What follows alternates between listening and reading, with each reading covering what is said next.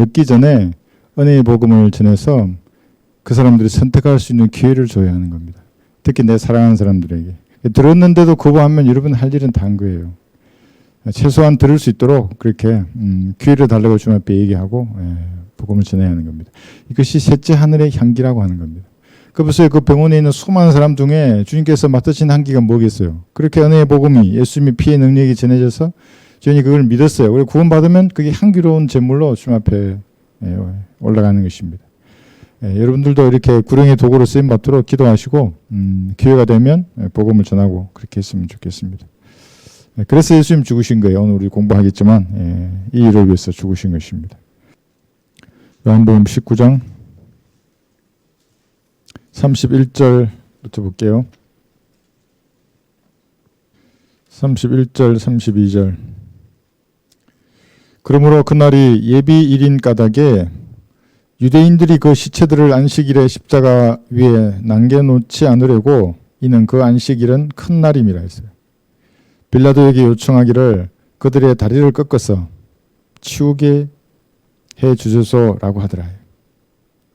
그러므로 병사들이 와서 주와 함께 십자가에 못 박힌 첫째 사람의 다리를 꺾고 주와 함께 못 박힌 다른 사람의 다리도 꺾더라 했어요. 이렇게 생각해보세요. 이게 확인 사살을 당하는 거잖아요. 군인으로 치면 이게 확인 처형이지만 물론 그러니까 십자가에 못 박혔는데 안 죽어서 그럼 뼈를 꺾는 거예요. 다리뼈를 꺾든지 뭐 턱뼈를 부수트든지 부숴서 죽게 만들거든요. 그런데 하나님이신데 인간들 앞에서 그 확인 죽었냐 살았냐 죽었네 그러면 그냥 지나가는 거고 살았네 그러면 뼈를 꺾어서 이 얼마나 큰 치욕이에요, 그죠? 이 총살 당하고 나서 또 총이면 확인 사살 당하는 것도 치욕스러운 건데 그 한 방에 죽이면 되는데 하나님께서 그런 수치를 당하신 것입니다, 그죠? 그러니까 잊지 말아요, 그리스도인들은.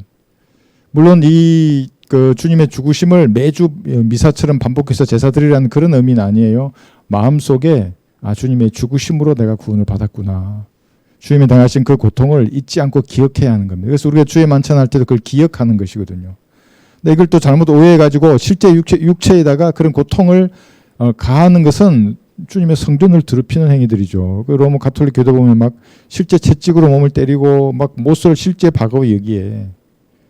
주님의 못 박힌 것은 손목에 박았잖아요. 여기에 손바닥이 아니고. 근데 필리핀에 보면 그 가톨릭 교도는 손바닥에 못을 박잖아요. 여기에. 이 못 박으면 체중을 어떻게 견뎌요? 찢겨져 내려와 버리지 살이. 그러니까 이 손목에 박혔거든요. 가장 고통스러운데 거기가 신경이 지나가는 것. 그러니까 그렇게 해서 우리의 죄들을 주님이 대속하셨던 것입니다. 근데 이제 여기서 교리적으로 하나만 보면 뭐냐면 안식일이 금요일이잖아요, 그죠? 이렇게 토요일 저녁까지 18시에서 18시 이게 안식일인데 그러니까 보통 로마 가톨릭 교도들이나 제도화된 교회는 대부분은 뭐라고 배우냐면 예비일이니까 이 금요일에 안식일 이 저녁부터 토요일 저녁까지가 예비일이니까 주님이 이날에 못 박히셨다 이렇게 생각하는 거예요. 근데 그게 아니라 큰 날의 안식일은 목요일이에요. 예비일이니까 수요일 날 예수님이 못 박히신 거예요. 18시 이전에. 그러니까 이게 두 번 있는 거죠. 2주의 안식일이. 근데 뭐 안식 교도로부터 이 사람들은 전부 이 큰 날이 토요일에 안식하고 겹치는 날을 큰 날이라 그런다 그래서 이 날을 생각하고 예수님이 이 금요일 18시 이전에 못 박혔다 십자가에 뭐 이렇게 주장하는데 그래서 성금요일이라고 그러고 그런 말 하잖아요. 그게 다 비성경적이에요. 예수님 수요일에 못 박히신 겁니다. 왜냐하면 3일 낮과 밤을 요나가 고레배 속에 있었듯이 요나의 표적을 보이시려면 수요일에 못 박히셔야 하거든요. 근데 금요일 못 박히면 3일 낮과 밤 동안 있을 수가 없는데요. 땅속에서 어떻게 있어요. 땅의 심장에. 그죠? 이건 교류적인 것들이니까 제가 구체적으로 다음에 한번 할게요. 이거는 그렇게 금요일은 아니다 못 박힌 게 그러니까 주님이 수요일을 못 박히셨다는 것을 알면 되고 그래야 이게 요나의 표적이 이루어지는 겁니다. 마태복음 볼까요? 12장에서. 근데 그게 아니라 금요일이라 그러면 요나의 표적을 주님이 보이신 게 아니죠. 성경 기록이 이상해지는 거예요. 그러면은. 성경에 우리를 찾는 사람들은 성경에 우리를 지적하고 난 다음에 자기 교단이나 자신이 그 자리를 차지하거든요. 마태복음 12장 38절부터 보시면 그때 서기관들과 바리새인들 몇 사람이 대답하여 말씀드리기를 선생님 우리는 성전님에게서 표적을 보기 원하나이다 라고 하더라. 이 표적을 좋아한다고 유대인들도 그렇고 자칭 유대인들도 표적을 보기 원해요. 그러니까 보여주면 다 그냥 그 다 속아서 빠져들어간다고요. 유대인들이 표적을 찾는 건 이해할 수 있어요, 민족들이. 근데 유대인이 아닌데도 지들이 차칭 유대인들이라고 생각하니까 지금도 뭔가 눈으로 보는 이런 걸 따라간다고요. 믿음을 행사해서 예수님을 믿고 말씀을 공부해서 그 말씀을 믿는 믿음으로 충만하려고는 하지 않아요, 사람들이. 그건 뭐 눈에 보이는 게 방언을 중얼거리고 막 갱년을 일으키고 눈에 보이면 그게 진짜인 줄 생각하는 거예요. 근데 그렇지 않아요. 그러나 주께서 그들에게 대답하여 말씀하시기를 악하고 엄난한 세대가 표적을 구하나 선지자 요나의 표적밖에는 줄 표적이 없도다. 요나가 사흘 낮과 사흘 밤을 고래배 속에 있었듯이 인자도 그처럼 사흘 낮과 사흘 밤을 땅의 심장 속에 있을 것이라. 그러니까 지구 속에 핵이 있어요. 심장 속에 예수님이 있었다고요. 수요일 밤부터 있으신 거죠. 목요일 밤, 금요일 밤, 이게 3일 밤. 목요일 낮, 금요일 낮, 토요일 낮이에요. 이 낮과 밤 동안 땅의 심장 속에 예수님이 있은 것이거든요. 그럼 19장 33절.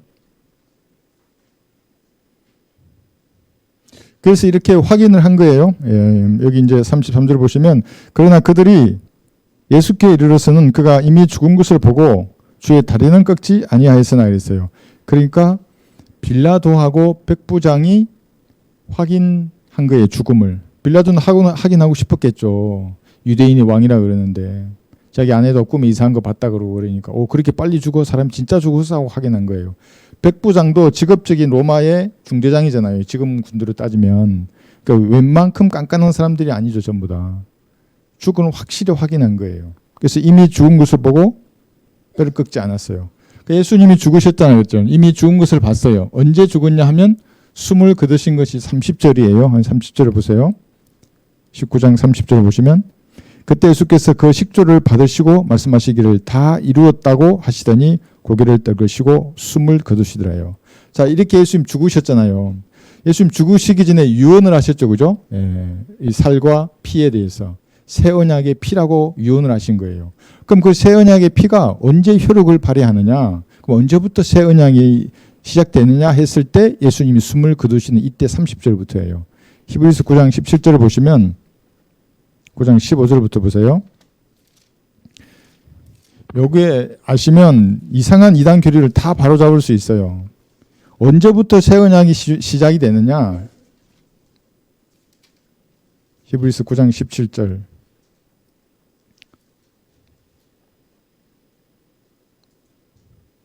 15절부터 보시면 이런 연유로 그는 새 언약의 중보자이시니 이는 첫 언약, 이건 율법을 말합니다. 때에 범죄한 것들을 구속하시려고 죽으심으로써 부르심을 받은 자들로 그 영원한 유업의 약속을 받게 하시려는 것이라.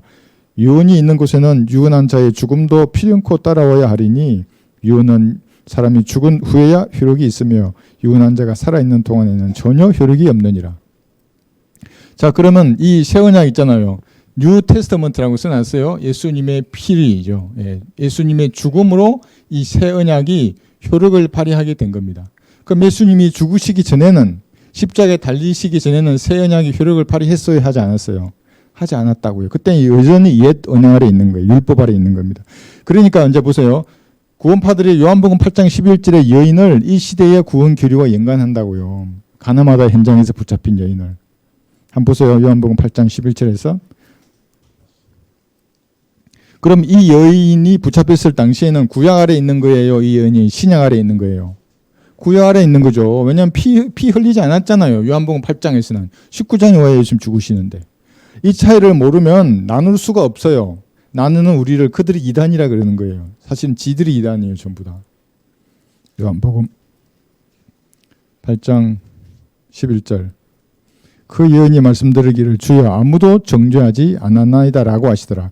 예수께서 그녀에게 말씀하시기를 나도 너를 정죄하지 않노라. 가라. 그리고 더 이상 죄를 짓지 말라고 하시더라. 만약 여자에 가서 또 죄 지었으면 어떻게 돼요? 이 여자는? 이제는 지옥에 가는 거예요. 지금 여기는 새 언약이 바로 되기 전 구 언약 아래 율법 아래 있잖아요. 그러면 죄를 지으면 그의 의는 기억되지 않아요. 그러니까 구약의 성도들은 아무도 거듭나지 않았어요. 여기 써놨잖아요. 이게. 구약의 성도는 아무도 거듭나지 않았다고. 거듭남은 예수님의 죽으심 이후로 그 사실을 믿는 죄인의 죽은 영을 살리는 게 거듭남이에요. 이렇게 말하면 또 저를 이단이라 하는 사람이 있어요. 아브라함 거듭나지 않았어요. 모세도 거듭나지 않았어요. 느헤미야 또 뭐 이사야 누구예요? 어떤 사람도 거듭나지 않았어요. 갈보리 십자가에 피 흘려 죽으시고 보혈하기 전에 살았던 사람들은. 그 이후의 사람들만 거듭나는 거예요. 그러니까 앞으로 보고 믿을 수 있어요? 없어요? 구약의 성도들이. 믿을 수 없어요. 이거 모르면 세대주의자가 뭔지도 모르면서 비난한다고요. 우리 교회도 누가 왔더만 그랬다면요. 제 설교를 듣고 뭔가 권위가 있으니까 뭐가 있는가 또 온 거예요. 그래서 하신다는 말씀이 세대주의가 뭐 어떻고 막 비판을 하더래요. 말이 되는 거예요, 그게. 성경은 스스로 다 나누어 주는데 이렇게. 이것만 보더라도 나눠지거든요. 이게 마가복음 2장 4절의 중풍병자 한번 볼게요. 마가복음 2장 4절. 이 중풍병자의 죄가 용서받았어요. 9절 볼게요. 마가복음 2장 9절 보시면 그 중풍병자에게 내 죄들이 용서받았느니라고 말하는 것과 일어나서 내 짐상을 들고 가라고 말하는 것 중 어느 것이 더 쉽겠느냐 하시면서 예수님 말씀하시죠. 그죠? 10절에서 그러나 이는 인자가 세상에서 죄들을 용서하는 군소를 가진 것을 너희로 알게 하려 함이라고 하시더라. 그 중풍병자에게 말씀하시기를 하면서 쭉 이렇게 한다고 이렇게 고쳐주셨어요. 죄들이 용서받았다고 하신 거예요. 그런데 이때에 받는 그 죄들의 용서함하고 신약이 효력을 발휘한 이후에 그리스도인이 용서함을 받은 것하고 같하고 달라요. 달라요. 왜냐하면 여기 피가 효력을 발휘하지 않잖아요. 여기는. 그죠? 용서되더라도 이 사람이 죽으면 땅의 심장으로 간다. 땅 속에 있는 아브라함의 품으로 갔었잖아요. 죄가 제거되지 않으니까. 그런데 갈보리에 설신 피를 믿는 우리 신약의 성도들은 죄가 완전히 제거되잖아요. 그래서 지금 죽더라도 어디 가서 땅 속에서 기다리지 않고 바로 셋째 하늘로 올라간다고요. 이게 다른 거잖아요. 그죠? 이게. 이걸 같다고 생각하면 이제 무지하다 그러고 뭐 지랄한다 그러고. 아니 그 비교해보면 다 나오는 말들을 말씀드린데 그걸 참 답답하더라고요. 그런 분들이죠. 예. 강도 얘기 참 많이 한다고 이게 누가복음 다시 한번 보세요. 23장 보시면 자기들은 강도처럼 믿는데요. 강도와 같은 믿음을 가졌대요. 자기는. 그래서 구원받았대요. 그래서 제가 강도처럼 믿으면 당신은 지옥에 한다고. 그 말의 의미를 모르잖아요. 그 사람들은. 참 안타까운 거죠. 누가복음 23장 42절. 예수께서 말씀드리기를 주여 주께서 주의 왕국에 임하실 때 나를 기억하소서라고 하니 예수께서 그에게 말씀하시기를 진실로 진실로 내가 너에게 말하노니 오늘 내가 나와 함께 낙원에 있으리라고 하시니라. 이 낙원은 사도 바울이 갔었던 그 낙원이 아니라 아브라함의 품이라고 하는 그 낙원이에요. 예수님이 땅속으로 가셨잖아요. 그래서 구약 성도들 다 데리고 나오시잖아요. 그죠? 이때 강도가 믿었던 그 믿음하고 여러분이 믿은 믿음이 다른 거예요. 아직 이 사람에게는 예수님 죽지 않으시고 말씀하잖아요. 네가 오늘 나와 함께 낙원에 있으리라. 죽지 않으셨다고요. 효력을 발휘하지 않으셨다고 이것 때문에. 이 말의 의미는 아무도 이 피가 효력을 발휘하기 이전에 살았던 사람들은 영적 수술을 받지 않았다고요. 골로새서 2장 11절 다시 볼게요. 그래서 신약의 성도가 가지는 치유가 얼마나 위대한지를 그래서 모른다고요. 사람들이. 그래서 은혜의 복음을 전하는 것의 가치를 몰라요. 사람들이. 모를 수밖에 없죠. 그래서 너 그런 거 나한테 막 욕하고 욕하면 나 오래 산다는데 욕 그만해요. 그래서 저도 조금 날이 더워서 힘들다가도 그 사람도 욕을 들으면 아주 이게 힘이 팍 나요. 이렇게 이런 사람들이 이렇게 정말 그 주님 나를 이렇게 주시려고 그런 거 허용하시나 봐요. 예. 고린도서 2장 11절.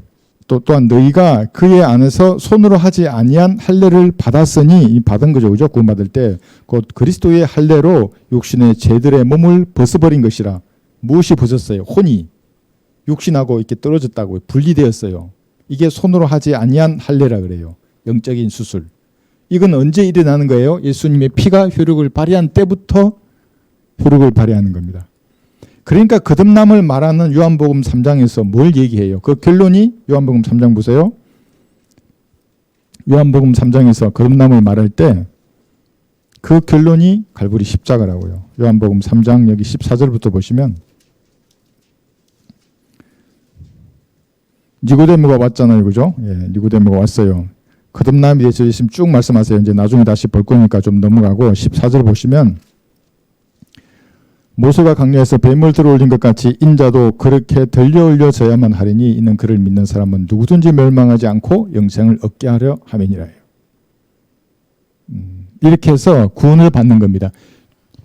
효력을 발휘한다고요. 새 언약이라는 것이.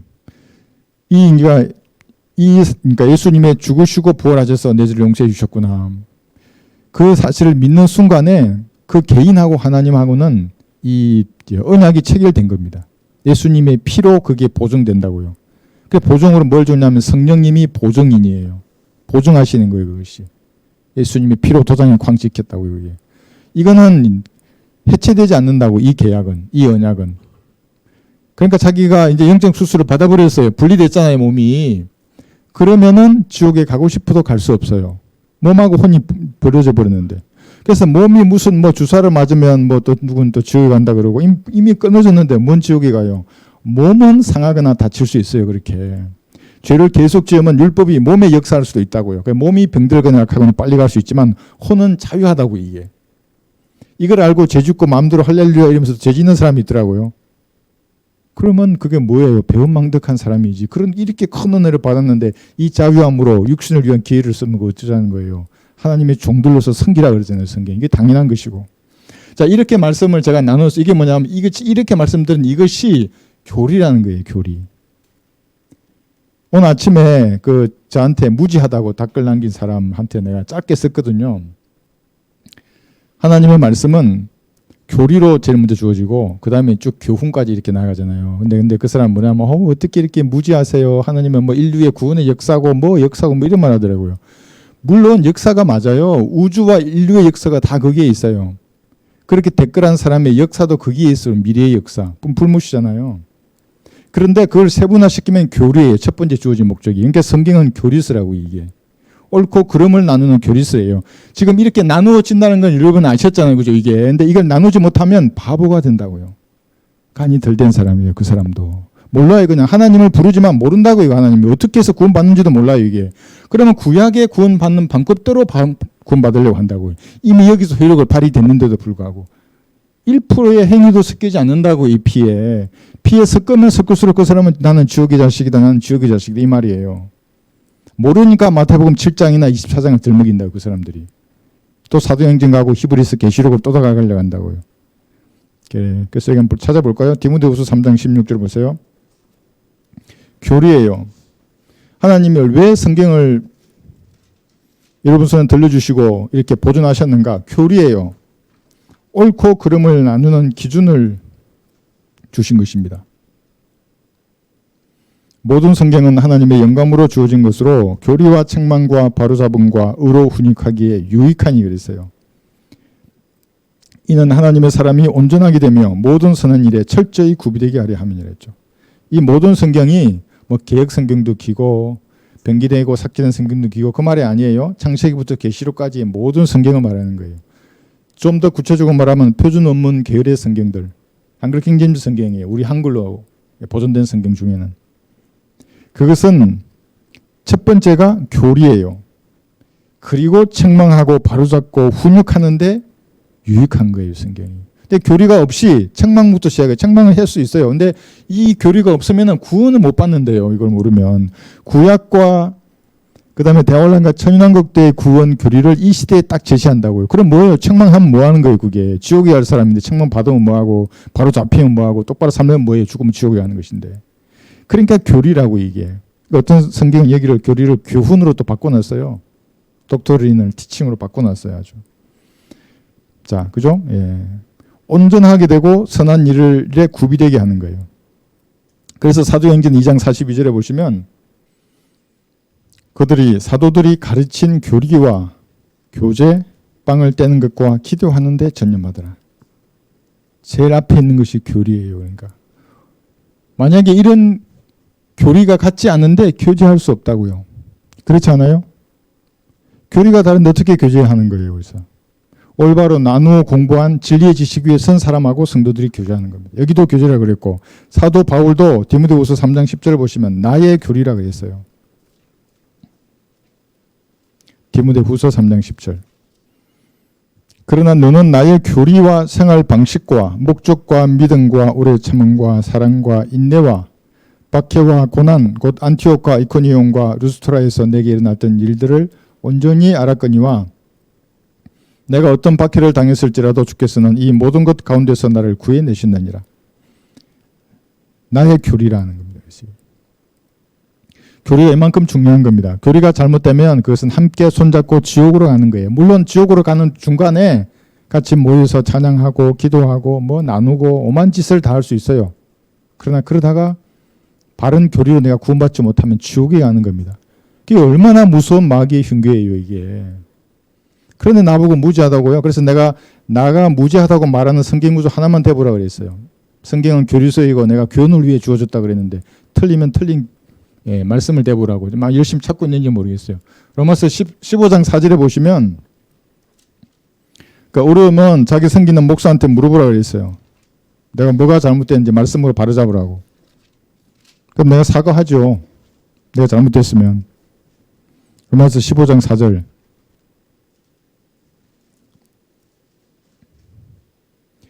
이 말씀은 도울이 읽어야 될 구절이에요. 도울은 구약을 버리라 그러더만요. 내가 보니까. 신약과 구약의 차이도 모르면서 구약 성경을 버리라 하던데 그게 아니에요. 무엇이든지 전에 기록된 것은 구약 성경을 말하는 겁니다. 우리의 교훈을 위하여 기록된 것이니 이는 성경이 주는 인내와 위로로서 소망을 지니게 하려 함이니라 했어요. 우리의 교훈을 위해서 기록됐어요. 그러니까 교리만 가지고는 되지 않지 않습니까? 살 수가 없어요. 옳고 그름을 알았어요. 그러면 삶에 적용할 수 있는 교훈이 있어야 되는 겁니다. 옳고 그름을 알았으면. 교훈이 없으면 여기서 시편 50편 17절 보시면 교훈을 싫어해요, 사람들이. 시편 50편 17절. 머리가 차가우려면 우선 교리가 똑바로 서야 되겠죠. 마음이 따뜻하려면 주의 교리로 자신을 들여다볼 줄 알아야 돼요. 근데 그게 이제 교훈이 없어요. 그러면은 머리만 차가우면 어떡해요. 마음이 따뜻해야 되는데. 시편 50편 17절. 내가 교훈을 싫어하고 내 말을 내 뒤로 던지는도다. 그래서 돌 같은 사람이 구약 성경을 버리라 그런 말을 하잖아요. 그 구약에 기록된 수많은 주옥 같은 교훈들이 너무너무 많다고요. 가만히 보면 그게 전부 그리스도인의 영적 생활에 적용할 수 있는 말이에요. 그런데 그게 교리는 되지 않는다고요. 교리서가 아니라고 그것은. 그러나 여기에 있던 이 말씀들은 교리라고요. 새 언약이라고 하는 이 뉴 테스트먼트는 예수님이 죽음으로 효력을 발휘하는구나. 그러니까 구약의 시대에 살았던 사람들이 앞으로 보고 믿을 수가 없는 거예요. 피를 흘리지 않았는데 예수님 오시지도 않았던 세대의 사람 아브라함이 어떻게 거듭나냐고요. 그래 나보고 이단이라고 그러고. 이 이후에 사는 사람들이 뒤로 보고 구원받는 건 맞아요. 갈보리 피를 믿음으로 구원받는 거죠. 네, 여기서 우리 이런 것들을 볼 수가 있습니다. 자, 다음 19장 여기 34절 볼까요? 피와 물에 대해서. 요한복음 19장 34절, 35절. 그 병사들 중 하나가 창으로 주의 옆구리를 찌르니 거기서 피와 물이 나오더라. 그리하여 이것을 본 사람이 증거하나니 그의 증거는 참되도다. 그 사람은 자기가 진실을 말한다는 것을 아느니라. 이는 너희로 믿게 하려는 것이라. 이제 이 사람이 사도 요한이에요. 요한이 현장을 목격한 거예요. 그리고 참되도다 그러는 거예요. 여러분을 하여금 믿게 하려고 이렇게 기록해 놓은 겁니다. 그러니까 요한만이 본 게 아니잖아요. 십자가 옆에 지난 시간에 같이 있었던 사람들이 있었어요. 누가 있었어요? 백부장과 사람들이 봤어요. 이 일을. 볼까요? 마태복음 27장에 보시면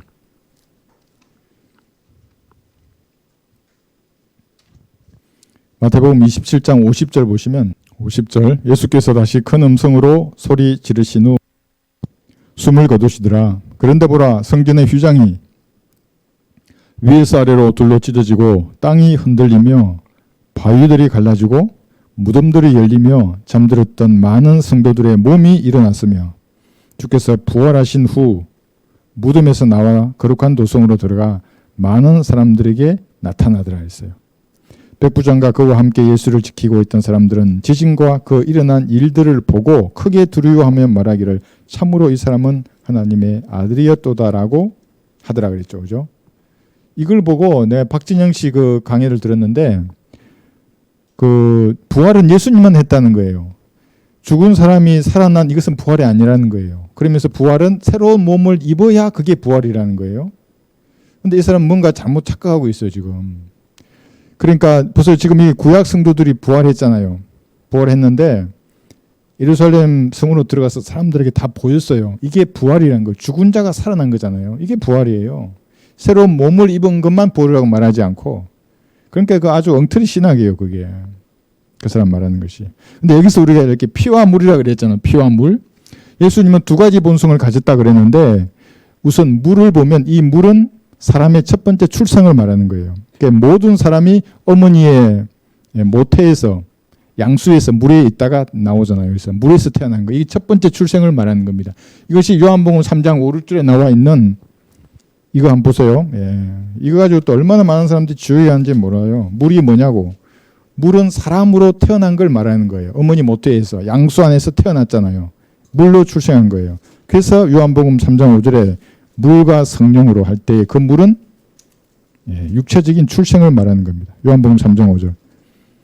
예수께서 대답하시기를 진실로 진실로 내가 너에게 말하노니 사람이 물과 성령으로 태어나지 않으면 하나님의 나라에 들어갈 수 없느니라. 그럼 이 물이 뭐예요? 6절에서 육으로 난 것은 육이란 말이에요. 바로 물로 태어났다는 말은 육으로 태어났다는 말이에요. 그러니까 하나님의 나라에 들어가려고 그러면 엄마 뱃속에서 한번 태어나야 될 거 아니에요. 그리고 성령으로 태어나는 거예요. 거듭나는 걸 말하는 거거든요. 그러니까 이 물이 그런데 세리라 그러고 이 물을 침내라 그러면 즉시 지옥의 자식이 되는 거예요. 이거하고 사도행전 2장 38장을 하고 갖다 붙이잖아요. 야, 여기 유대인들도 물로 침례를 받아서 성령의 선물을 받았으니까 너도 물속에 들어가야 된다. 그럼 마귀의 자식이 되는 거예요. 그 사람들은. 하나님의 이름으로 지옥에 하는 거예요. 그 사람들. 그래서 예수님은 두 가지 본성을 가지시는데 첫 번째 본성이 물로 출생한 거예요. 이게. 모태에서 태어난 겁니다. 그럼 피는 뭔가? 예수님의 피는 누구의 피예요? 요셉의 피예요? 마리아의 피예요? 아니에요. 하나님의 피예요. 그러니까 하나님의 피, 사도행전 20장 28절에 보시면 사도행전 20장 28절에서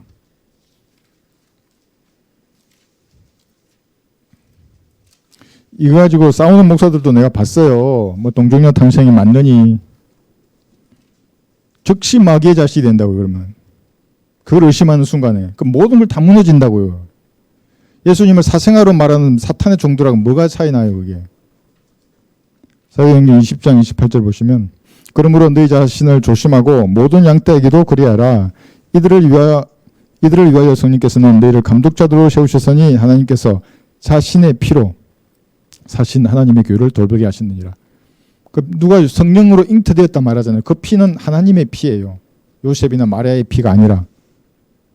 그래서 홍해를 붉게 물들인 겁니다. 나중에 손으로 짓지 아니한 더 크고 온전한 곳에다가 예수님의 피, 우주적인 피라고 하는 거예요. 그게 홍해. 레드시가 이 땅에만 있는 게 아니고 지구에만 둘째 하늘과 셋째 하늘에 그 거대한 물청을 붉게 물들였다고요.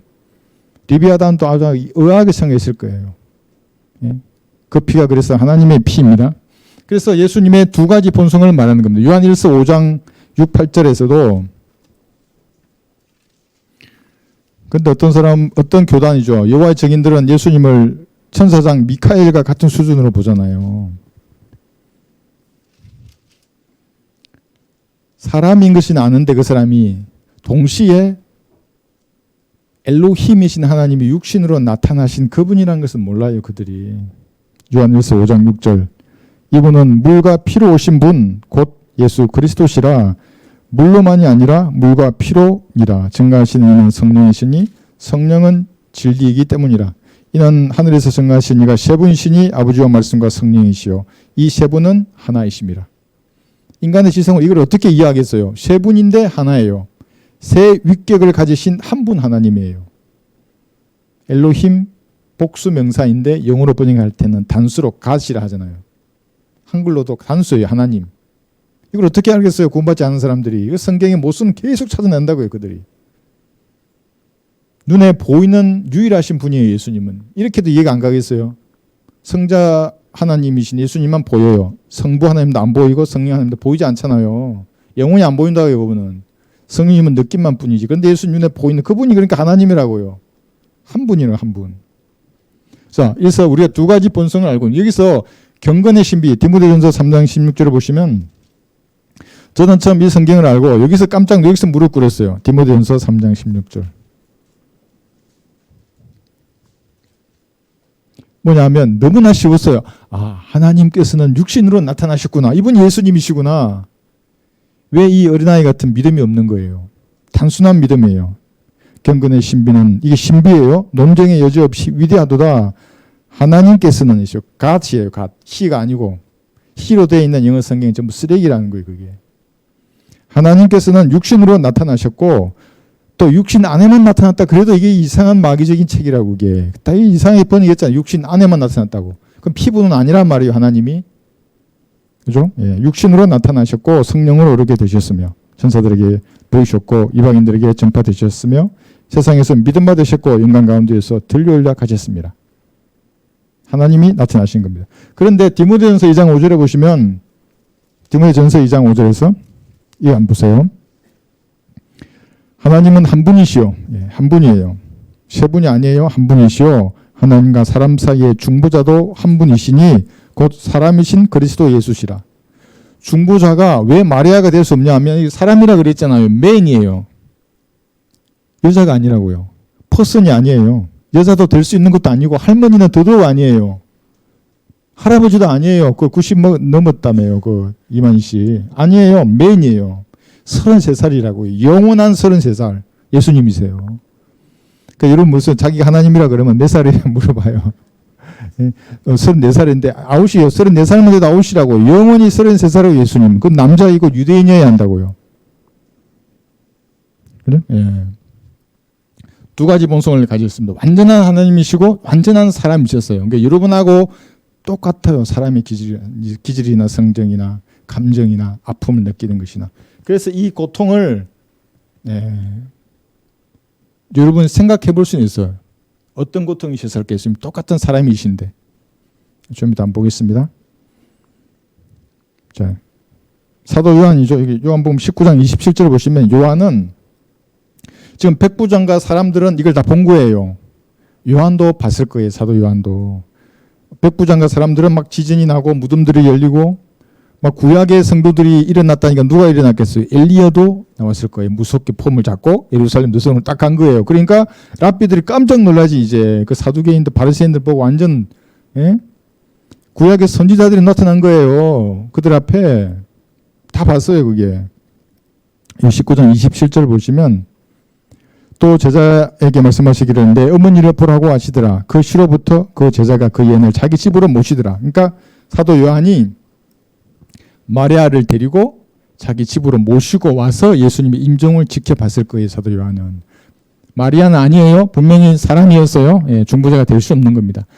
마리아는 뭐냐면 예레미야 44장 19절 쭉 보시면 하늘의 여왕이라 그래요. 원래는 예수님의 모친이죠. 그런데 사람들이 마리아를 하늘의 여왕으로 성격시켜서 숭배한다고요. 로마 가톨릭 교도들이.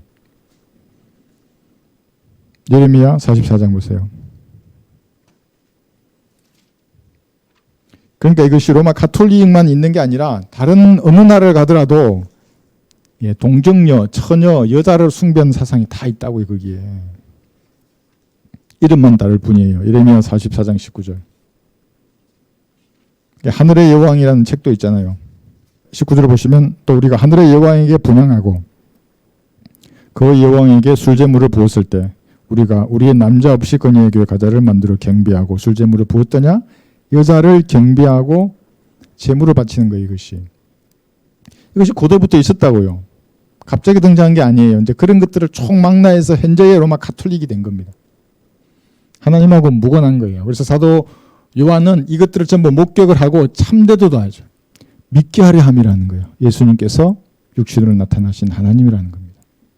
그러니까 사랑하시던 제자가 이걸 다 목격하고 나중에 끝까지 살아남아서 요한 계시록을 쓰잖아요. 그죠? 예. 자, 이 정도 보시고 36절 한번 볼까요? 요한복음 19장 36절.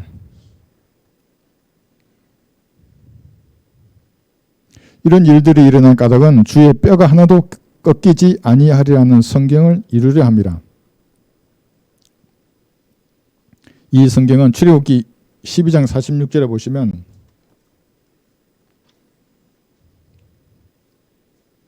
출애굽기 12장 46절. 만약에 그 로마의 병사가 예수님의 뼈를 뿌리틀었으면 어떻게 됐을까요? 그죠? 성경이 이루어지지 않았겠죠. 근데 그런 일은 일어나지 않았습니다. 마귀도 지금 보고 있잖아요. 이 성경 예언대로 되어가는 것들을. 그 어거트리려고 얼마나 노력하고 있어요. 유대 이스라엘 백성을 예수님이 재림하시기 전에 제거하려고 한다고, 이 땅에서. 그럼 예수님 재림할 수가 없잖아요. 시리아 다마스커스로 재림하시겠다고 이미 말씀하셨는데 통째로 사라져버려요, 이스라엘 민족이.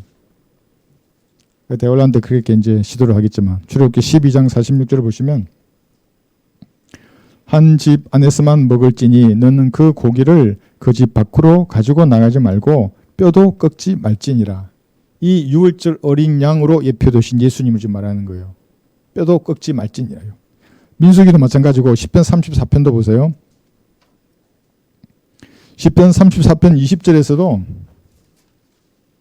뼈는 부러지지 않아요. 근데 그 당시는 로마가 통치하고 있었기 때문에 돌로 쳐서 죽이거나 십자가형을 하더라도 통상 안 죽으면 뼈를 꺾게 돼 있는데 안 꺾일 것이라고 1500년 후에 일어날 일을 여기 기록한 거예요. 이렇게 10편 34편 20절에서 주께서 그의 모든 뼈를 간수하사 그 중에 하나도 부러지지 않게 하시는도다. 이것이 갈보리 십자가 위에서 그대로 예언이 이루어진 것입니다. 그렇죠? 그래서 이제 손목에 있잖아요. 못이 박혔잖아요. 저도 처음에는 손바닥에 못이 박힌 줄 알았거든요. 근데 이제 과거에 처음 이제 복음을 듣고 예수님 못이 어디에 박혔지 이렇게 관심 있게 봤거든요. 손목이 박히신, 그래 체중을 여기에 다 집중하잖아요. 손목이니까. 그리고 발목이잖아요. 그게 신경이 지나가는 곳이에요. 그게 아주 고통스러운 거죠. 그러니까 온 체중을 이 못 박힌 네 곳이 다 받았다고요. 그래 이 고통을 불타는 고통이라고 말하는 겁니다. 하나님의 진노의 잔을 받았어요. 물론 이게 끝은 아니죠. 예수님 혼은 지옥에까지 이제 가시지만 못 박힌 다음에 이제 출혈이 시작되잖아요. 그럼 물도 다 빠져나가고, 이것은 뭐냐면 천천히 말려 죽이는 거예요. 인간이 얼마나 잔인한지 몰라요. 인간이 고안해낸 사형 방법 중에 뭐 다양한 것이 많아요. 과거에 몽골 시대를 보면 막 사람을 끓는 가마솥에 그냥 넣기도 하고, 얼마나 잔인해요. 뭐 황소 동상을 만들어 놓고 그 안에 집어넣어 놓은 다음에 구멍을 뚫어 놓는 입에, 그리고 밑에서 불을 뗀다고요. 그럼 소리 나는 그 비명을 온 궁전이 다 듣도록 한다고요. 그렇게 잔인했어요. 그런데 십자가형만큼 잔인하지 않아요. 이렇게 천천히 말려 죽이면서 이 사람이 겪는 그 정신적인 고통이 있다고요. 이렇게 적어놨지만 한번 생각해 보세요. 내가 이대로 살 가망이 없잖아요. 이제 이대로 죽어야 하는 거예요. 또 예수님께서는 이게 하나님의 진노의 잔을 받았는데 이 숨이 끊어지고 나면 그 다음에 자신의 혼이 또 지옥에도 가야 되잖아요. 죄를 알지도 못하신 분이 있는데 죄 자체가 된 것만 하더라도 사람으로서 느끼는 그 감정이라는 것이 어땠을까요? 그래 엄청난 꼬임이 있다고요. 이게 막 여기서 비틀어지신다고 이게 막 숨을 쉴 때마다 이 숨을 쉬어야 되니까 6시간 동안, 그리고 숨을 내뱉으면서 내려올 때 그 처지는 고통 가운데 예수님 계셨던 것입니다. 10편 36편 볼게요. 1절 보시면 하나님을 조롱하고 단순히 고통을 주는 이것이 그 사람들은 아무렇지 않게 생각한다고요. 10편 36편 1절 악인의 적과가 내 마음속에서 말하기를 그의 눈앞에는 하나님을 두려워함이 없다 하니 이는 그가 자기 눈으로 우쭐대기를 그의 죄악이 혐오할 만한 것으로 드러나기까지 함이라. 그의 입의 말은 죄악과 속임수니 그가 지혜롭게 되는 것과 선을 행하는 것을 거쳤도다. 그러니까 하나님을 두려워하지 않는다는 것이 무엇이냐 한번 생각해 보세요. 예수님을 그렇게 지금 하고 있어요. 인간들이 두려워하지 않아요. 하나님을. 여러분 어떠세요? 하나님을 두려워하십니까? 그리스도인들이 두려워해야 할 유일한 대상이에요. 두려워하지 않으면 오만 방자에게 행할 수밖에 없어요. 하나님을 잘 모르면 근데 이제 두려워하지 않지. 어떤 분이신지를 모르면. 그러니까 알게 된다면 주의해야 합니다. 주님 앞에 다가설 때는. 예레미야 4장 22절에 보셔도 악을 행하는데 현명한 사람들이에요. 내 백성은 어리석고 그들은 나를 알지 못하였으니 그들은 바보 같은 자식들이요 지각이 조금도 없도다. 그들은 악을 행하는 데는 현명하나 선을 행하는 데는 지식이 없도다. 바보 같은 자식들이고, 이게 말씀에 이렇게 기록되어 있어요. 지각이 조금도 없고 악을 행하는 데는 현명하나 선을 행하는 데는 지식이 없도다. 예수님의 지식의 향기를 날려야 되는데 아는 것이 없는데 어떻게 날리겠어요? 선을 행하고 싶은데 이 기본적인 교리조차도 모르는데 어떻게 선을 행할 수 있어요? 선이 뭐예요? 은혜의 복음을 전하는 거예요. 가장 가치 있는 선물을 그 사람에게 전해주는 거 아니겠습니까? 영원한 생명이에요, 이게. 이건 전국 복음이나 무슨 왕국 복음 또 대환란 때에도 결코 줄 수 없는 복음이거든요. 믿으면 영원히 사는 거예요, 이게. 간증 잘했잖아요, 그죠? 사랑하는 사람한테, 그 제가 했던 말이에요. 말 좋은 말 아니에요. 딸이 아버지한테 할 수 있는 최고의 찬사예요. 내가 세상에서 제일 좋아하는 남자가 있는데 아빠라고. 그 말에 넘어가지 않을 아버지가 어디 있겠어요. 뭘 원하냐? 지갑이 열리는 거지 이제. 아니 마음이 열리든지. 한번 써먹어 보세요. 아버지를 갖고 계신 분들은. 그래서 그 다음에 은혜의 복음을 전하는 겁니다. 네. 요한복음 19장 37절 보시면 성경이 어떻게 말씀을 할 수가 있죠? 예. 또 다른 성경에도 말하기를 그들은 자기들이 지던 글을 보리라고 하였느니라. 성경이 말씀을 합니다. 이 원본만 말하는 게 아니에요. 또 필사본만 말을 하고 영어 킹제임스 버전만 말을 하고 헬라어 표준어만 말하는 게 아니라 한글로 보존된 성경이 말씀하세요. 그러니까 이 말씀 앞에 부복해야지 이 말씀이 잘 번역되었나 안 되었나 영어 단어를 들이대면서 고치려고 하면 어떻게 성경이 말할 수 있어요? 잘못된 말인데. 그러니까 이게 기본이 안 됐다고요. 표킹, 흥킹, 근본킹 이런 거 믿는 사람들은. 영어 킹제임스 버전이 그들에게는 하나님의 말씀이잖아요. 한국의 교계는 뭐냐면 필사본이 하나님의 말씀이고 거기 사전 없이 어떻게 봐요 그걸 필사본들을. 저도 가지고 있지만 이거 다 사전을 펴서 보지 그 누가 그걸 헬라어를 모국어처럼 구사한 사람이 어디 있어요. 영어를 모국어처럼 구사하는 한국 사람들 거의 드물다고요. 여기에. 거의 없어요. 그래서 모국어 성경이 말씀을 합니다. 여기 로마서 10장 11절에서도 보세요. 성경이 말씀하시기를 누구든지 그를 믿는 자는 부끄러움을 당하지 아니하리라고 하였느니라. 여기 성경이 말씀하시는데 만약에 중간에 단어가 빠져 있어요. 그러면 이빨 빠진 사람이 말하는 거예요. 뭐 받침도 틀리고 그런 거예요. 뭐 생각 말을 해보세요 한번.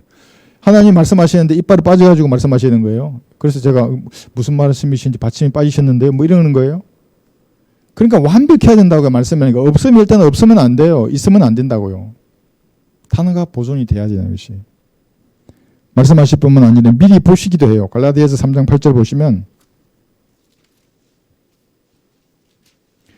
미리 보시고 말씀하시고 왜 이런 말씀을 하시냐면 아버지와 아들과 말씀이라고 하는 또 아버지의 모든 이름들 위에 있는 하나의 이름 그것이 기록된 말씀이에요.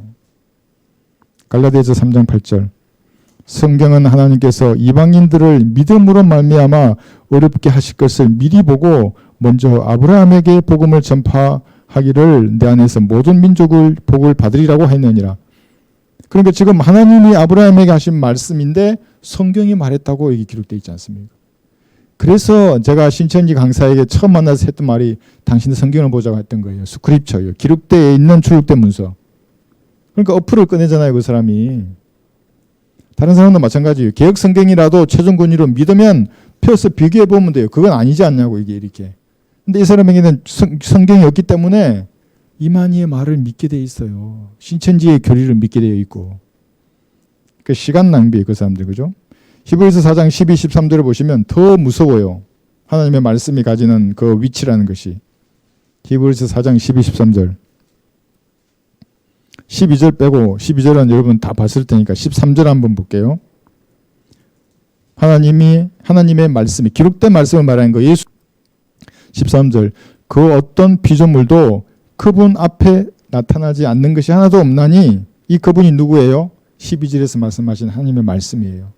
기록된 말씀을 말하는 거예요. 예수님을 말하는 게 아니라 오직 만물이 우리가 여기 회개예요. 회개해야 하는 그분의 눈앞에 벌거벗은처럼 명백히 드러나게 되느니라. 이 그분이 누구예요? 기록된 말씀이에요.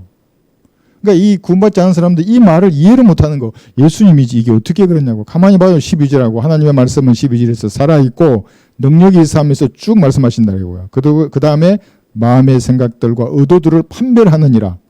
어떻게 말씀이 판별할 수 있죠? 그렇게? 어떻게 그분 앞에 나타나고 만물이 그분 앞에 벌거벗은처럼 명백히 드러나요. 그게 기록된 말씀의 능력이래요. 그것이. 살아있는 유일한 책입니다. 이게. 그죠? 그래서 이것이 찌를 그를 보리라 했어요. 스가랴 12장 10절을 보시면 찔렸던 나를 쳐다본다고 이렇게 하였느니라 이렇게 말한다고요. 다 말씀하시고 미리 보고 그분 앞에 벌거벗은 채로 드러나게 됩니다. 그런데 그분이 기록된 말씀이에요. 그래서 여러분들 뭔가 인생이 어수선해요. 어려움이 있어요. 그러면 말씀을 펴는 거예요. 펴면 여러분 안에 숨겨진 것들이 말씀에 의해서 다 드러나 여러분이 알아요. 그러니까 죄인들은 그걸 알기 때문에 말씀을 멀리 한다고요. 그럼 내가 숨겨놓은 게 드러나거든 하나님 앞에. 안 보려고 그런다고 이 말씀을. 근데 여러분들은 어렵고 힘들고 지치고 말씀을 보고 싶지 않으면 않을수록 그리스도는 성경을 펴야 된다고요. 저도 이제 내일이면 기도하고 말씀을 펴잖아요. 펴기 전까지는 어수선하고 생각도 많고 잡다한 생각들 다 넣어줘요. 마귀들이.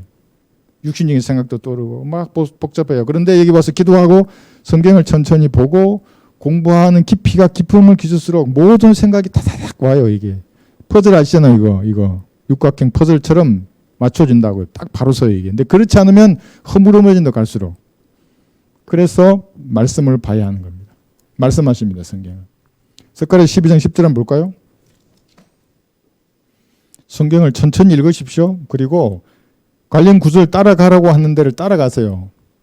그럼 제가 지난번에도 말씀드렸지만 성령님께서 여러분의 상황을 아시고 아주 희한한 구절로 다 데려가세요. 이것도 읽어봐라. 여기 읽어보고 여기 또 각주 있잖아요. 또 따라가요. 이것도 읽으면서 마음이 생각이 딱 바로 잡히는 거예요.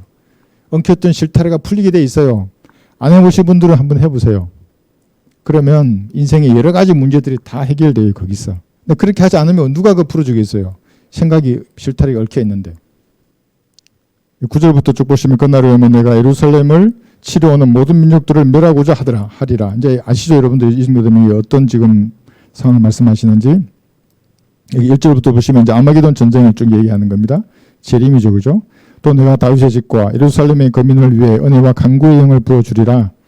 그러면 그들이 찔렸던 나를 쳐다볼 것이며 그들이 그를 위하여 애통하리니 마치 어떤 사람이 자기 외아들을 위하여 애통한 같이 할 것이요. 그들이 그를 위하여 비통에 잠기리니 마치 어떤 사람이 자기 첫 아들을 위하여 비통에 잠기듯 하리라. 성경이 지금 이렇게 말씀하고 있어요. 이렇게. 이 예언이에요. 그죠? 앞으로 일어날 거예요. 좀 있으면 지금도 모르잖아요. 유대인들은 예수님이 자기들이 못 박아 죽인 메시아였어요. 몰라요. 다활란의 고통을 겪고 난 다음에 그때서야 이제 알게 될 거예요. 그러면 이게 비통하게 오는 거예요. 이제. 아, 그때 받아들였다면 이런 비극이 없었죠. 2000년 동안에. 그렇잖아요. 이제 그때서야 깨닫고 다시 민족적으로 회심하게 될 겁니다. 그래서 성경이 모든 것을 미리 보기도 하시고 말씀하기도 하는 거예요. 역사에 대해서도 말씀하시지만 여러분에게 대해서도 말씀하세요. 성경이. 별것 아닌 거라고 생각하지 말고 이거 뭐 번역분에 불과한데 이게 뭐 무슨 말을 하겠어. 한번 시도해 보세요. 읽으면 읽을수록 깊이 내려가면 내려갈수록 생각을 바로잡아 줄 것입니다. 모든 눈이 본다 그랬죠. 계시록 1장 여기 볼까요? 7절. 아레마다 요셉은 다음 주 하겠습니다. 계시록 1장 7절 보시면 그러니까 그를 찌른 자들, 교류적은 유대인을 말하는 거예요. 물론 실제로는 로마 병사들이 찔렸잖아요. 그죠? 넘겨준 자들이 유대인들이기 때문에 그를 찌른 유대인들이 실제로 볼 거예요. 얼마나 애통하겠어요. 보라 그가 구름들과 함께 오시리니 모든 눈이 그를 볼 것이며 그를 찌른 자들도 볼 것이요 또한 땅의 모든 족속이 그로 인하여 애곡하리라. 그대로 되리로다. 아멘. 그랬어요. 왜 애곡하는 거예요? 지상 재림하신 예수님은 유다 지파의 사자로 오시는 거예요. 이제 인류의 역사와 문명이 끝나는 거예요. 이 땅에 남아있는 사람은 무서운 심판주로 오시는 예수님을 보는 겁니다. 여러분들은 주님과 같이 증언하는 거죠. 그죠? 오늘은 여기까지 공부하겠습니다.